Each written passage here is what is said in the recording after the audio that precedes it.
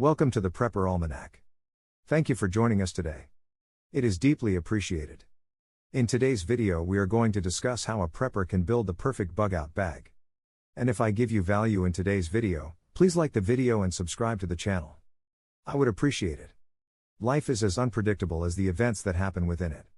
When these events become extreme, there may be a need to leave the immediate area as soon as possible and stay away for an undetermined amount of time.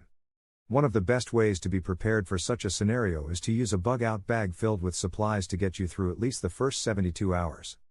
If you are new to this topic, then it may seem daunting, but this video discusses how to build the perfect bug-out bag. And if you are a seasoned prepper, please leave your additional thoughts in the comment section below, so we can all learn further. What is a bug-out bag? A bug-out bag is a kit for short-term survival. If you pack it properly, you can get through the first few days without modern luxuries pretty easily. Thinking about these things in advance is a good idea as countries experience natural disasters, supply shortages, and wars all of the time. What separates a bug-out bag from camping packs? A camping pack is designed to give you the bare essentials since you'll more than likely enjoy a calm lifestyle in nature for a short time. The bug-out bag is designed to have essentials that you may need while away from home, including various medications, personal items, and other necessities. Some people even turn their camping packs into bug-out bags by adding certain survival items. Why is having a bug-out bag essential today? Preppers and survivalists understand the need to have various kits ready to go in case you need to bolt. A bug-out bag is not something you take with you daily as it may hold expensive items that you want to save for when they are actually needed. There are a variety of scenarios where a bug-out bag may be necessary. For example, wildfires. If you've heard the saying spreading like wildfire and have seen one in real life, then you know that they can come out of nowhere and close in on your home quickly. In a situation where a forest fire is closing in on you, you may not necessarily have the time to run around your house looking for items to take with you. Some people use flameless ration heaters from MREs to heat their packaged food while others use a small propane stove while keeping it away from dry tinder. Bug-out bags are perfect for carrying multiple ways to cook things in these situations.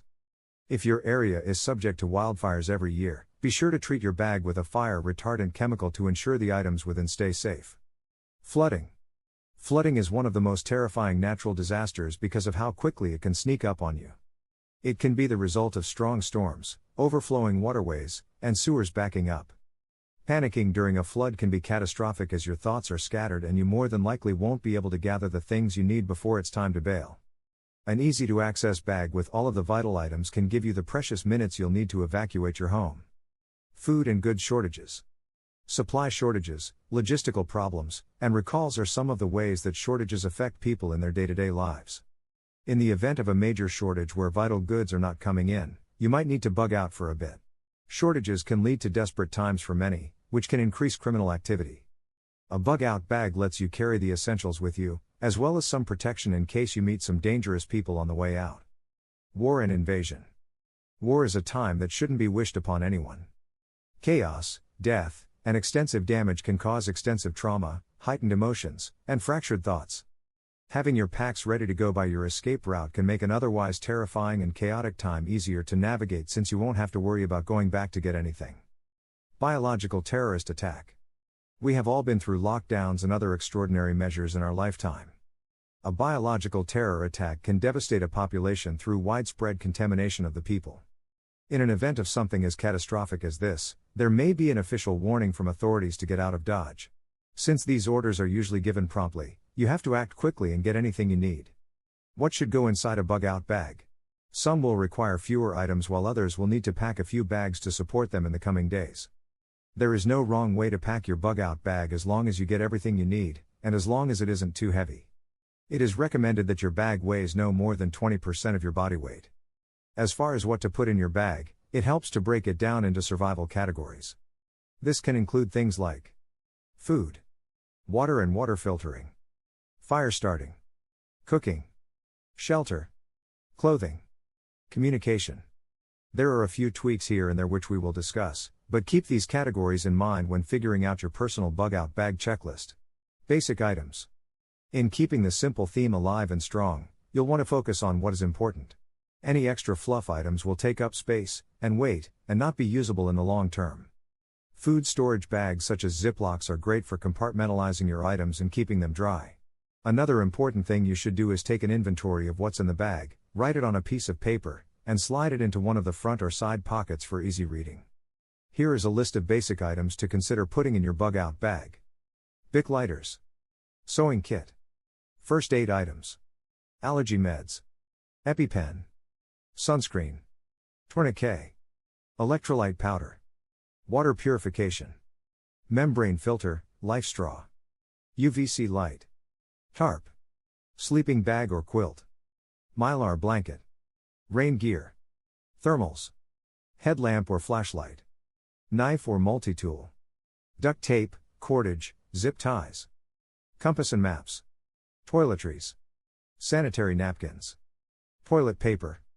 Toothbrush/toothpaste. Soap. Razors. Pots. Spoon/fork/knives. Tea and coffee. Walkie-talkies. Cell phones. Solar charger. These items should be versatile so that they can work when you need them. Bandana, protection, water filtration. Salt, preservation and antibacterial properties. Magnifying glass, starting a fire, looking at injuries on people. Aluminum foil. Extra batteries. Keep your food list simple, calorically dense, and easy to prepare. Dehydrated and freeze-dried foods are excellent because they are portable, only need water to rehydrate, and can be eaten cold if a heating source isn't nearby. The idea of calorie-dense snacks includes whole foods that are natural and full of fats, proteins, vitamins, and minerals. Since you will most likely be under a lot of stress, you're going to need fuel for your brain. Here are some of the most common food items you can find in many bug-out bags. Jerky. Rice. Dehydrated fruits/veggies. Tuna packets. Ramen noodles. Meal replacement bars. Freeze-dried and dehydrated meal packages. Trail mix. Spices. Packets of peanut butter and jam. Having a second set of the essentials for starting fires, purifying water, or even a shelter will give you options in case one doesn't work. The perfect bug-out bag is different for everyone. What kind of bag will you use? Will it hold everything you need? How well does it perform with long-distance traveling? What kinds of bags work best? Most people will have many of these kinds of bags hanging around, which makes it one of the easiest parts of the kit to track down. Hiking packs. These are designed to hold camping gear, water, and various small tools. An excellent choice for a bug-out bag as the tie-outs on the outside provide extra storage, and the support for your shoulders and back gives you stability. They can be quite bulky, however, making them easy to spot and hard to maneuver in small spaces. School backpack. Great for laptops, stationery, binders, and pens. Not the best as a bug-out bag. Poor support with minimal straps can easily put a strain on your body, depending on how loaded the pack is. Military surplus, one of the best packs you can use for a bug-out situation. They have multiple compartments, can come with internal or external frames for support, and often utilize moire webbing for the attachment of additional gear, freeing up space inside and balancing the weight load effectively. Capacity. Capacity is usually measured in liters with a higher number holding more gear, at the expense of bulk and weight. Strategically using compartmentalized containers such as Ziplocs can help you maximize a smaller volume bug-out bag. Bag material. No sense in having a pack full of gear and food if it gets ruined after the first rainfall. Try looking for a bug-out bag that uses nylon or ripstop material that's been treated against rain and snow. Stay away from heavier materials such as cotton canvas if you don't want something heavy, since they generally come with metal buckles too. However, the durability of canvas can help you in the long run if you're using your bag for a long time. Weight distribution. Backpacks can have two types of frames, internal and external. Internal frames are built into the bag and provide some rigidity when you're traveling. This helps balance the load and put the weight on your entire body instead of certain parts. External frames are usually metal frames that the pack fits into or onto. These types of frames can generally hold a large amount of gear and are recommended for extended bug-out situations.